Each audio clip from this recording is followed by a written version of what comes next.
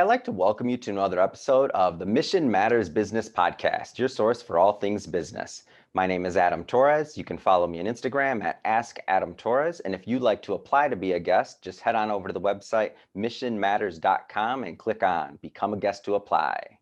All right, so today I have Mohammad Vatandoust on the line, and he is CEO over at VatanZarin. Mohammad, welcome to the show. All right. Thank you. Thank you very much for having me. Oh, Mohammed. So we have quite an episode ahead for our viewers. As I've been working on you and with crafting this message and really getting your story told, I'm excited. So we're going to go into your RIM method and how you've used that for success, not only in your personal life, but also for your business over at VatanZarin. But before we get into that, I always like to kind of go into the backstory because I feel like sometimes maybe it's easy for us to look at somebody and we say, okay, you're CEO of a big company, you're doing this and that, but sometimes we don't focus on that journey and what it really took to get there. So take us back maybe to teenage Mohammed when you were first getting started. Like, what was that like?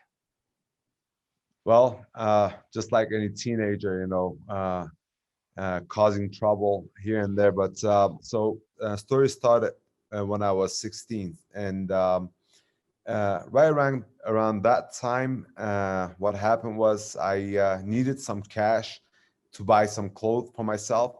So when I asked my parents, they told me that, oh, it's too expensive. You're not going to be able. We're not going to be able to give you that money. Mhm. And I got offended a little bit. So I decided to get up and create something of my own and start working on my own. And I applied for a gas station job. I got that job as a as a stock boy at the beginning, and of course cleaning and doing things like that. And slowly, I built a trust with the owner of that gas station. Mhm. And within 6 to 8 months after I applied for that job and I got that as a stock boy, what happened was he trusted me enough to give me that management position within that gas station. So Mhm. I remember it was my after my 16th birthday, and he told me that I'm going overseas for 2 months. Mhm. I want you to take over this gas station and run it for me until I come back. So when he left, after he came back, what he realized was that I increased the revenue of that gas station by almost 15 to 20%. And everything that I did was exactly everything that he wouldn't do. And Mhm. he was a little bit afraid of trying new things. So at the end of that summer, I was running about three gas stations from that owner, and then one gas station part time. And everything that I made from my 16th all the way up to the 20th birthday, basically, um, went into buying my own restaurant. And back then, that gas station job started in Louisiana. Mhm. Back then, we used to live in Louisiana. Mhm. And right around the time for when Katrina hit, Mhm. we moved to Michigan. And as soon as we moved to Michigan, I have accumulated about $80,000. Mhm. So I purchased this restaurant in the city of Dearborn, Wow. and so I ran it for almost a year and few months.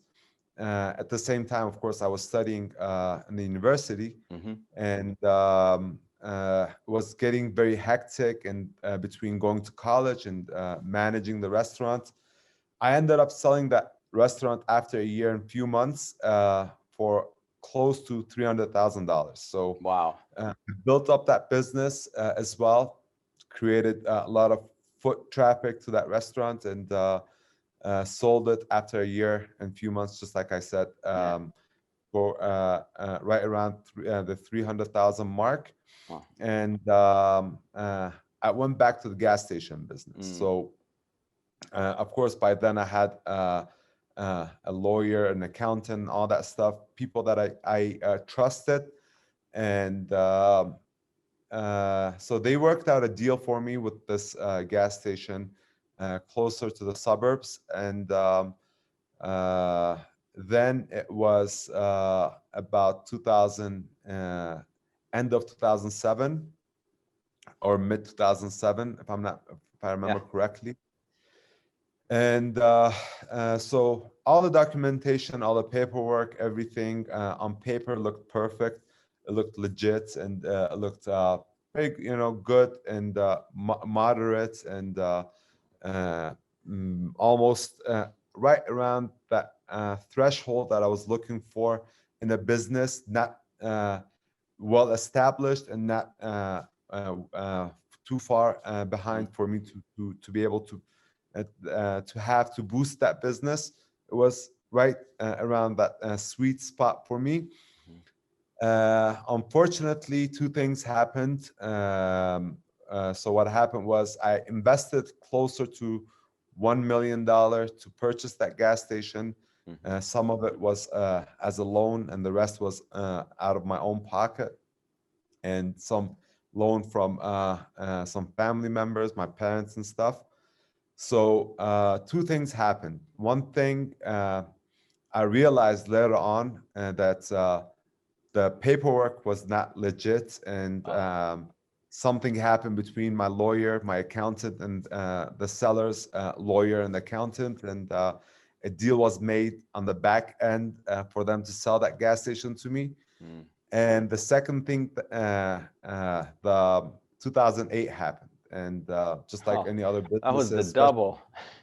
yeah, I know, man, it was very hard. So Mm, being in Detroit, being in the core of everything that was going on with the downfall of the automotive industry, and mhm, people basically running out of Detroit, and so that business went bankrupt. And mm. of course, I don't like that word bankruptcy because Yeah. it gives that negative feeling to it. So instead of just calling it quits, what I did was I sold everything that I had, and I Mm. paid every single penny that I owed Wow. to the bank and to my parents, to everybody else. So I don't claim that bankruptcy, and I don't have that on my portfolio. Mm, So, but of course, from the high of the high point that anybody can be, I dropped to the lowest mhm. of the low that any human being can basically feel or be at that point. Yeah. Uh, and I was basically devastated. I mean, being only 24-year-old and having to experience all that without any real life experience. Mhm. So basically, I almost gave up on everything. So uh, let me give you just a quick story about my family and my father. My father, he owns a very well-established and respected business back in the Middle East, and I always had in mind that I want to do something of my own, and I don't Mm, want to go back and work in the family business. So at that point, I was so much at the bottom of emotional and all that feelings yeah. that I decided to uh, give up on my principles and decide to move back to work for my father and be a part of this family business that was established about 36 years ago today. Wow. I mean, what an amazing story. So really from starting at 16 in a gas station to working who knows how many hours between that 4-year period or so when you accumulated that 80,000 to originally Yeah. invest and to make, I mean, that's blood, sweat, and tears, I know, and to work and running 3 gas stations, like that's not, let's not overlook that. And then to finally have, the cards stacked against you in a deal. I kind of want to pick this apart because there's a lot of lessons lessons to be learned here from your journey. So let's take it back maybe to that 16-year-old moment for a bit. So if there's some younger entrepreneurs out here, and I don't just mean age-wise. I mean also maybe they're younger in their entrepreneurial career. So maybe they're just getting started, or maybe they're on that first business, or maybe they've invested and purchased their first business, and a lot of different scenarios. What kind of advice would you give to maybe that younger entrepreneur that's really just getting started in that down that road?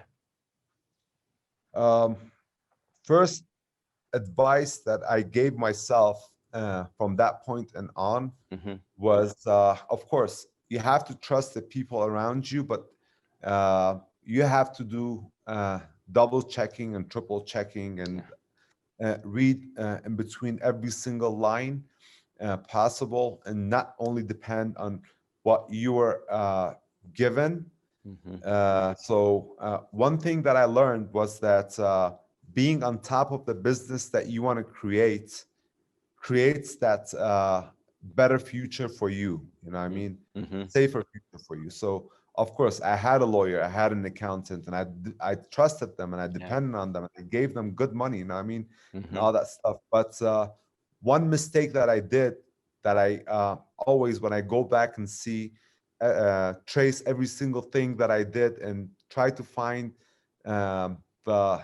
the wrongs that I did in order for me to be able to fix them for the future. One major mistake that I realized that I did was that I 100% trusted everybody around me. You know what I mean? And that's not good to run a business as a manager or as an owner. You know what I mean? Of course, you have those people to be your advisor.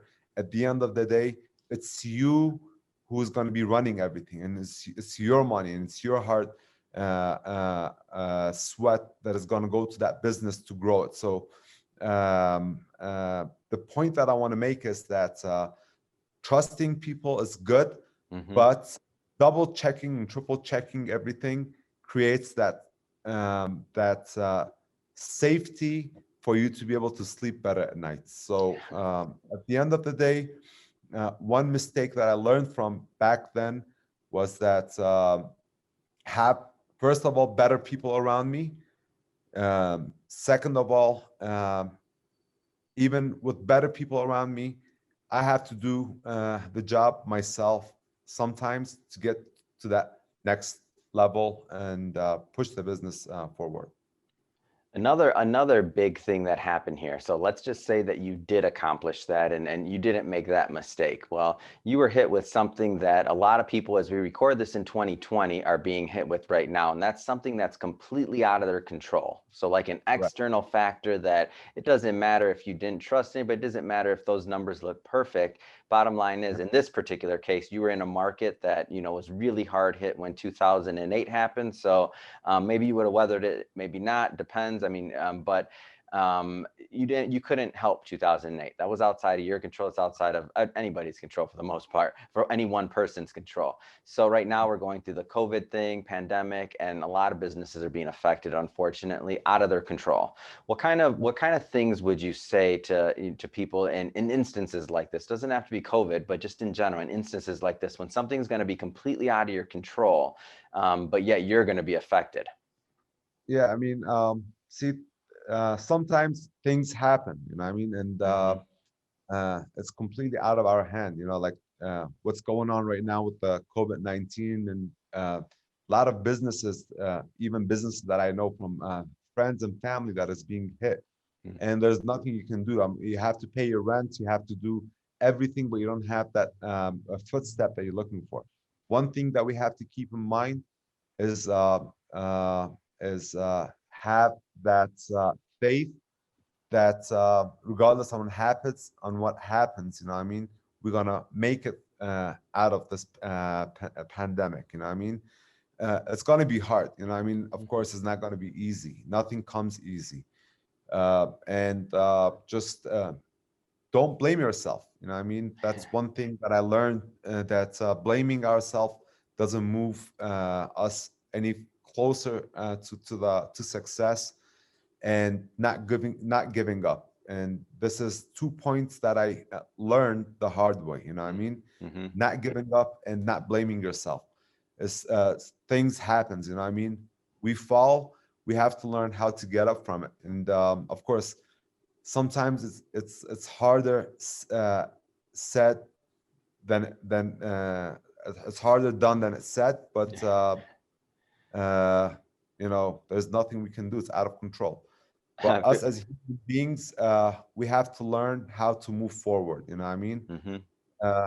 We get hit with something like what's going on today with the COVID-19. A lot of businesses go out of business. We just have to understand that things not going to stay like this. We have to learn to adapt ourselves to improve our future, basically. Hmm. Yeah, and you're right. It's just it's out of our control. But I like your theme of perseverance and persistence, and really just understanding that and in business at any time, like things do not always go the way that we want them to. That's a fact. Yeah. So another theme that I find from your story that's just really common, and that is, and I guess nowadays the keyword or the buzzword is pivot or doing something different or something else. Yeah. But in your case, I would argue there was two things that happened. So there was a level of, and of course it had to do with your age at that point, right? You're in your 20s and you had a lot of success early, and then that success, for whatever reason, you no longer had it, and now you're feeling like you're down.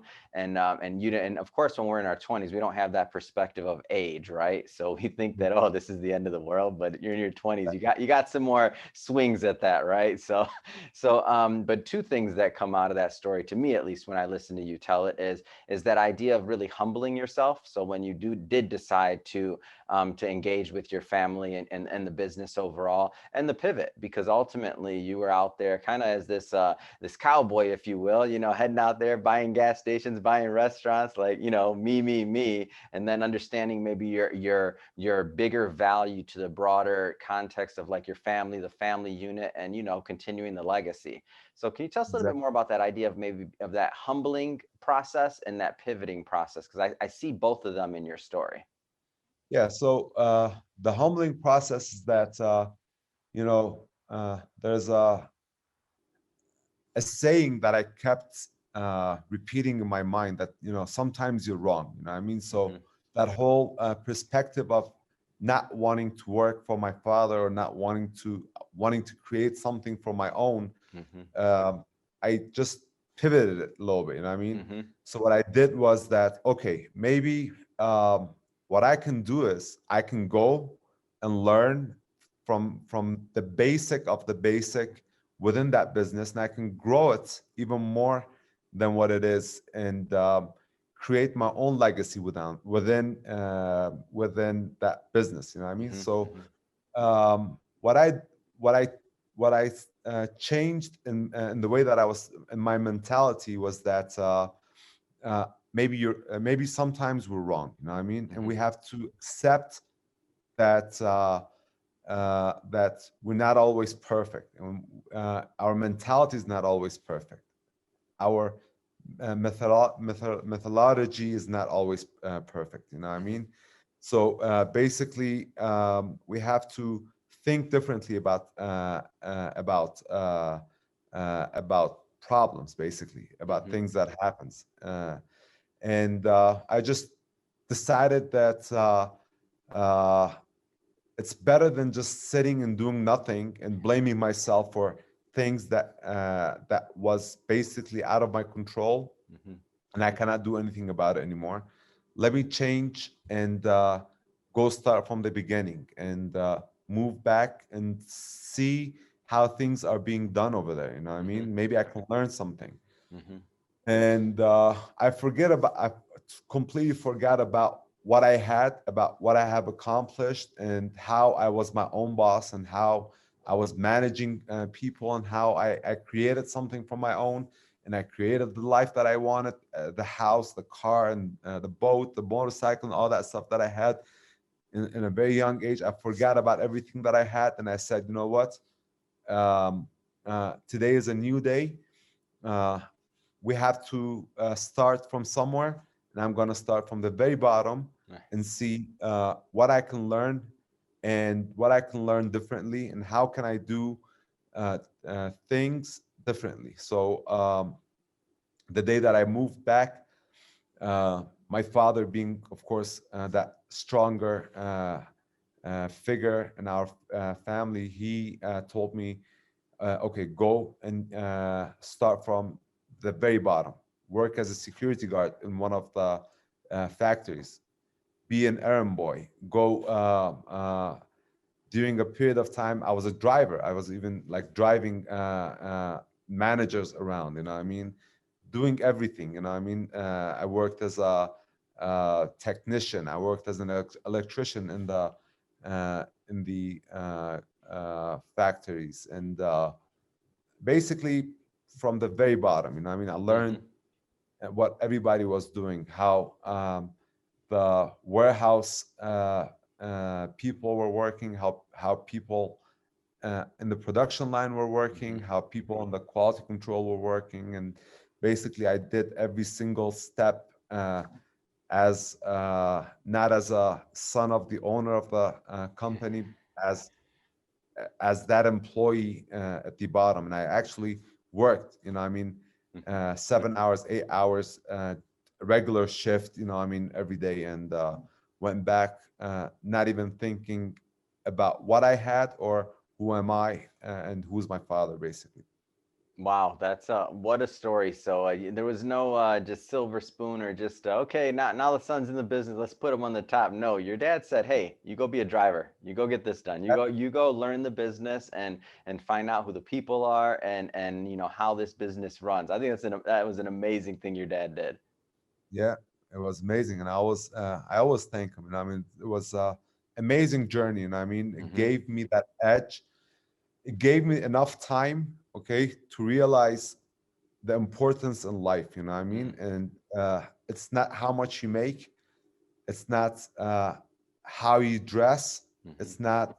It's how you treat people and how you learn from people. It taught me how, you know, I mean, every single day is going to be a new day, and every with a new day, new things happen, and with new things that happen, you have to think differently in order for you to solve those problems. You know what I mean? More Yeah. than what we learn in college and universities, basically. So at a certain point, I think you're a couple years into you know your we'll just say your apprenticeship, right? Learning the different parts of the business, and you finally get that first break into we'll say lower level management, right? So a lower Exactly. an entry level management position.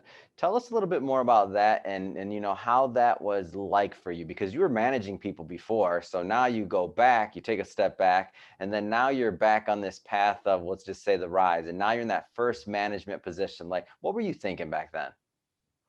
So what happened was after a couple of years, I got my first management position in the company, very small management position, like something that uh, doesn't make or break anything. Hmm. Basically, it's just Hmm. uh, uh, a day-to-day routines that you have to do, and just to make sure everything is being done properly. Hmm. And it was a very new project within the company, Hmm.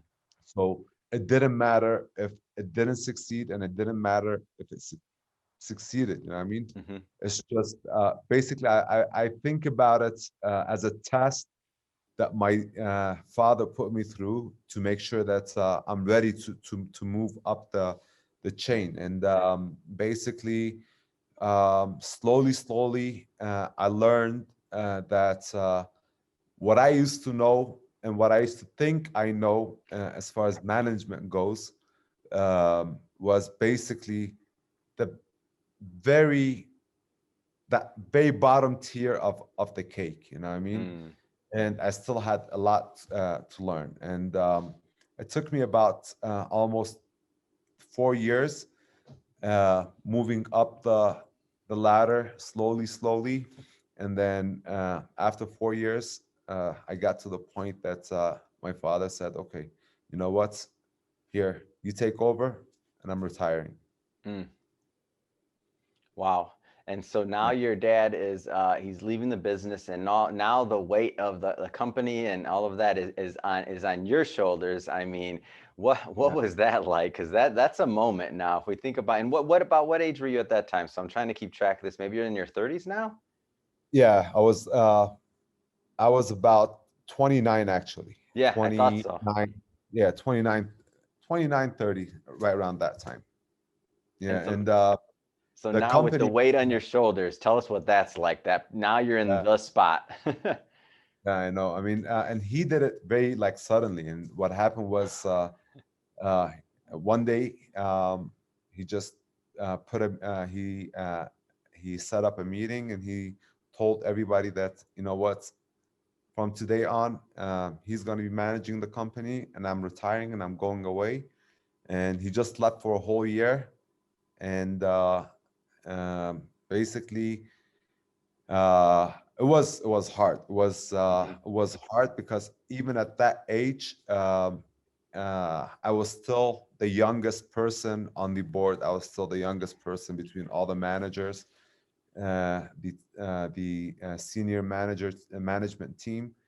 And it was just crazy, you know. I mean, mhm, trying to tell people what to do that have been there for way longer than you and way older than you. mm, And a company with this size, you know, back then we were about closer to 5,000 to 6,000 people within the company. And it was just crazy, you know. I mean, see, like every step that you move up, mhm, at the beginning you think you know everything, but once you get to that step, you think that you're ready for it. Once you get to that step, you realize that you still have a lot to grow, a lot to learn, and you still have um, a long road ahead of you mhm, that you have to keep going. You know what I mean? And I guess uh, that's success. You know what I mean? That's mhm, in my mind. Okay. Matthew McConaughey, he has a very nice video. I have it on my, I posted on my page. He says that my hero is always 10 years. It's me in 10 years, basically. So he just imagines himself in 10 years and he just, you're never going to get to him. You know what I mean? mhm, So it's just like setting up your goal 10 years ahead of you, imagining yourself 10 years ahead of you, who you want to be, what kind of person, what kind of manager, what kind of a business you want to run. And you always have to, you know, chase that you in 10 years, basically. mm, Am today, okay? That helped me getting here, basically. And it didn't come overnight. It was something that was built slowly, slowly.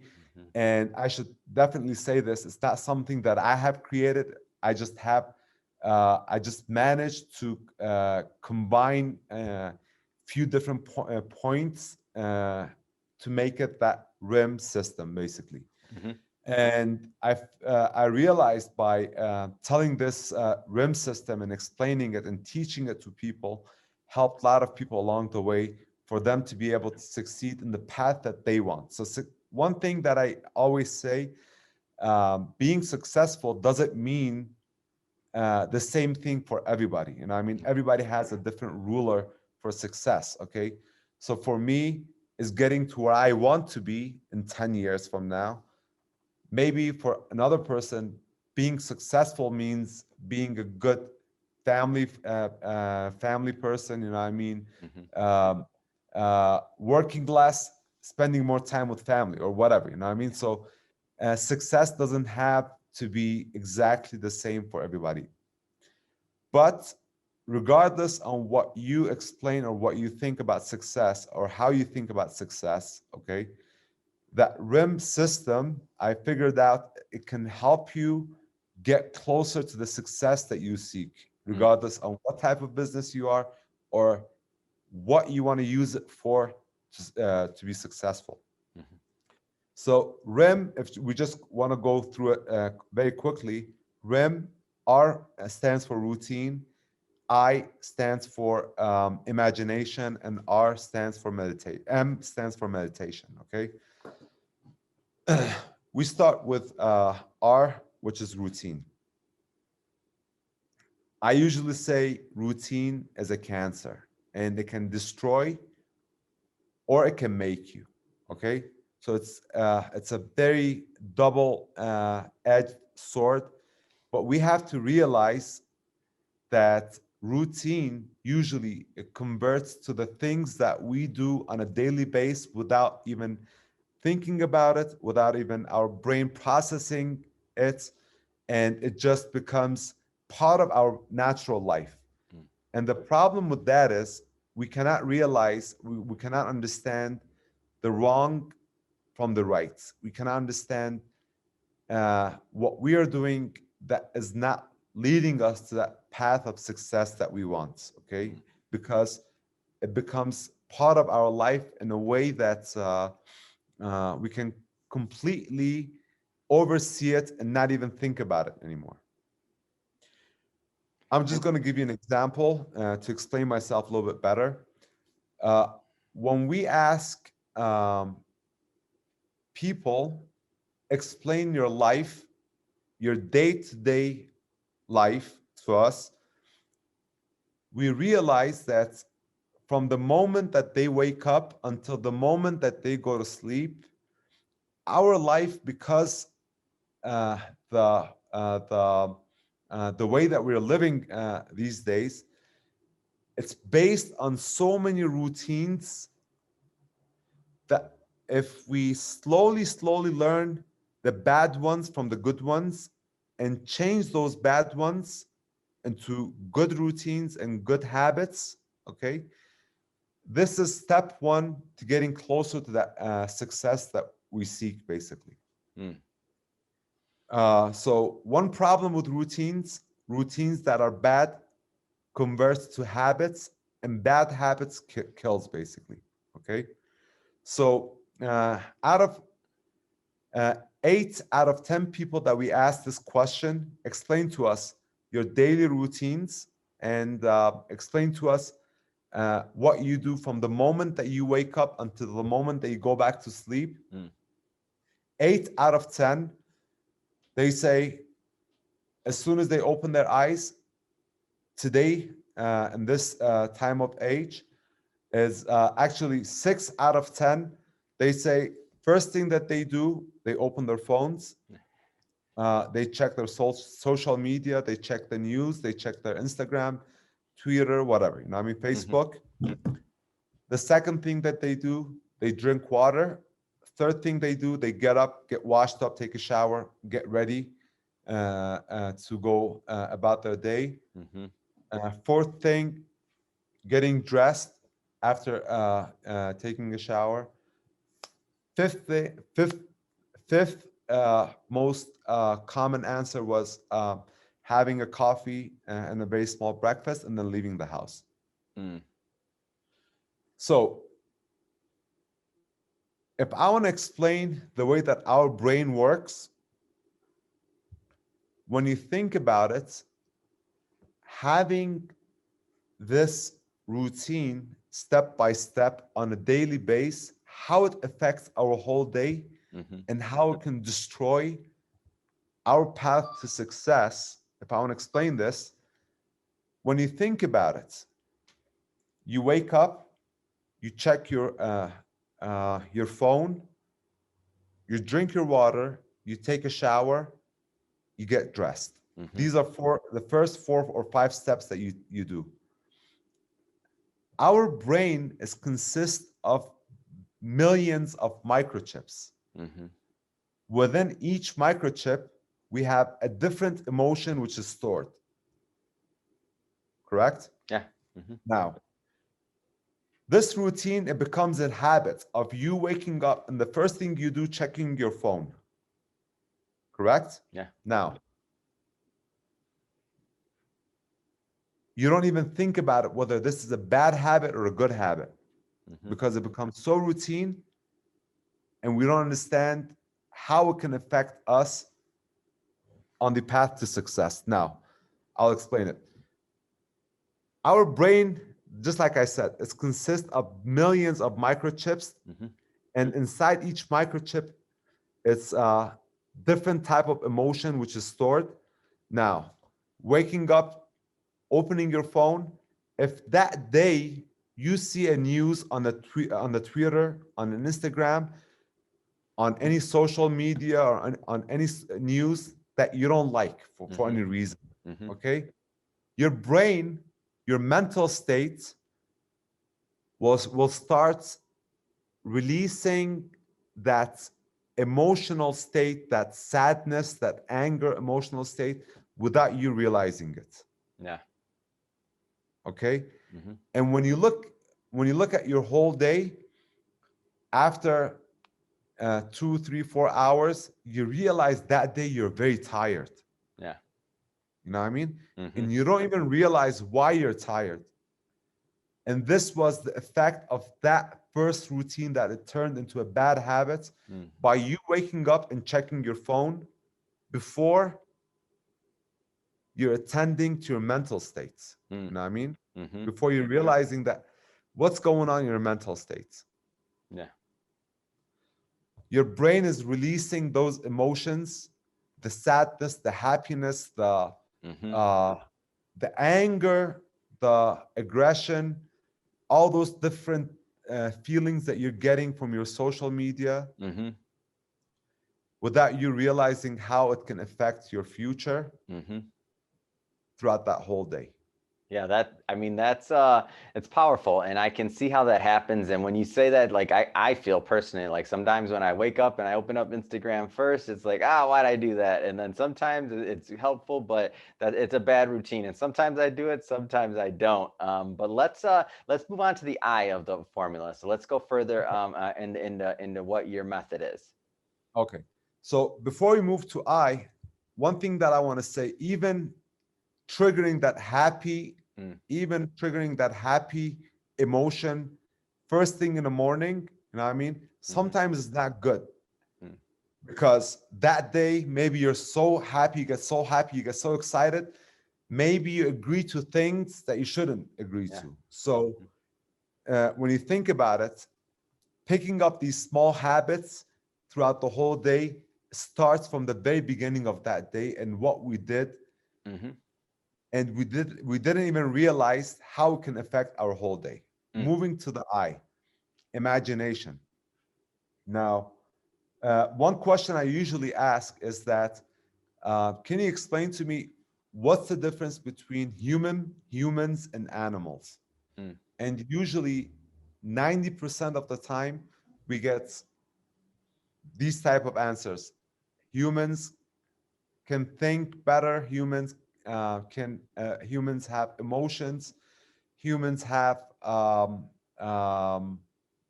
don't know, all type of different answers. Yeah. My belief is the main difference between us as human beings and animals, and what differentiates us between animals is power of imagination. Okay, so when you think about it, animals, they cannot imagine their future, they cannot imagine their tomorrow, they cannot imagine creating a better world for themselves. They're always dependent on us as humans, you know what I mean, to to move them on their day-to-day basis. But us as humans, we imagined one day we can fly, and we did. We imagined one day we can get to the moon, and we did. We imagined one day we can do something like this, me being on the other side of the world and you being on the other side of the world, you know what I mean? Being able to have a live face-to-face meeting, you know what I mean? And today we're able to do this, you know what I mean? So the main difference between us as humans and animals, and what differentiate us what differentiate us is the power of imagination. So this world imagination, the word of imagination holds so much weight within us as humans, you know what I mean? It holds so much power in creating our future that we don't even realize sometimes, you know what I mean? So imagining the future that you desire, a future that can create that is not out of hand, not out of reach, but is so big and it's so further away from you, from where you are today. But of course, not imagining that future that is not going to be able to happen. Of course, for example, I used to play basketball. Okay, I want to explain this because sometimes people make a comment on imagination, okay, that, okay, I imagined something and it didn't happen. Power of imagination, if you learn how to imagine your future correctly, okay, I can guarantee 9 out of 10 times that future that you imagine can happen if you first learn the bad routines and bad habits. Second, learn how to imagine your future. So for example, just because I used to play basketball and I used to be a very good basketball player, okay, and maybe when I was 16, 17, 18, I had a shot, if I wouldn't have broken my knee, to be something in that field, you know what I mean? Imagining myself as an NBA player today, just because I know how to play basketball, I know for a fact that's not going to happen. Okay, so that's not a correct imagination to the future. You know what I mean? Yeah. Learning how to imagine your future in the correct path and imagining it with the power of finding out the bad habits, with the power of of taking out those bad routines and replacing them with good habits and good routines, with the combination of the R, which we're going to go in details, okay, is that system that I believe, and I truly think any person takes this path can get closer to that success. All right, that's awesome. And so let's move on to the M. Yeah, so the M, basically it comes at the end after mastering the R and the I, but that super glue between the R and the I is the M, which is meditation, you know what I mean? So it comes at the end. First of all, you have to take that first step of realizing the bad routines and the bad habits, throwing out the bad habits and replacing them with the good ones. And then moving on, learning about yourself, learning about your inner self, okay? And learning your powers and learning what you're good in and imagining how your life is going to be in 10 years, just like that saying that we just quoted from Matthew McConaughey. And basically, the super glue between these two is that meditation, okay? Learning how to meditate. Bruce Lee has a very nice saying about this, about meditation. What he says is that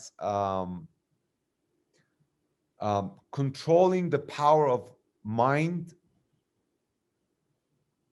it's what gave him that super edge to becoming that superpower, to becoming that superstar in the world of martial arts.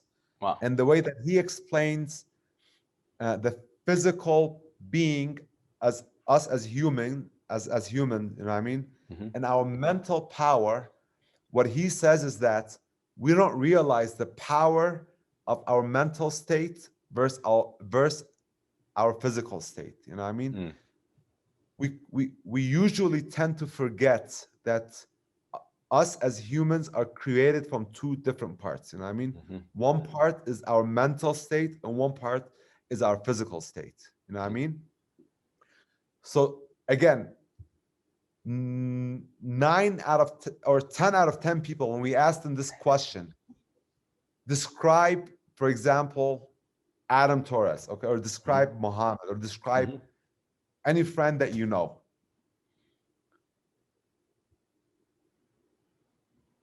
Describe Adam Torres in 10 different words, or how should I say, in 10 different attributes. 8 out of 10 attributes that I can give about you as a human beings, we don't realize eight of them describes your mental state. Maybe 2 of them describes your physical state. You know what I mean? Yeah. So usually people say, well, he's handsome, he's tall, he's well dressed, and then afterwards he's kind, he's emotional, uh, strong, blah blah blah blah blah. So Yeah. usually 8 out of 10, and you can try this, you know what I mean? Hmm. Usually 8 out of 10 attributes are towards that mental state Hmm. versus the physical state. But when we think about it, how much energy and how much power and how much dedication and how much time we spend to increase and to empower that mental state versus that physical state, you know what I Yeah. mean? Yeah. Usually we spend an hour, hour and a half, 2 hours in the gym. We think about everything that we eat. We count Hmm. calories, you know what I mean? And so the amount of time that we spend on our physical state, Hmm. if half of that we spend on empowering our mental state Hmm.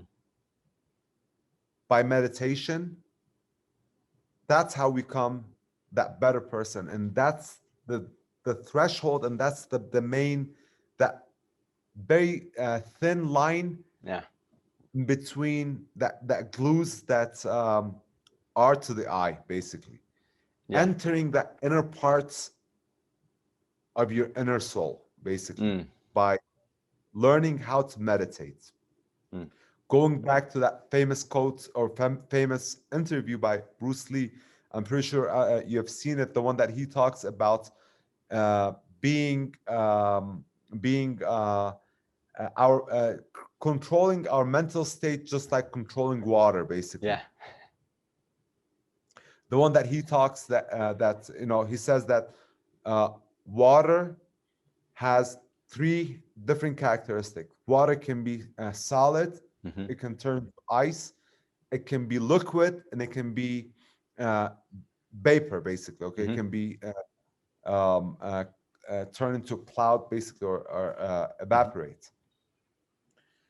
Now, water can be still, water can be flowing, water can be um, uh, basically uh, wavy. You know what I Yeah. mean? It can be different shapes. At the same time, if you pour that water inside a glass, it can take the form of glass. If you Yeah. pour that water inside a jar, it takes the form of that jar.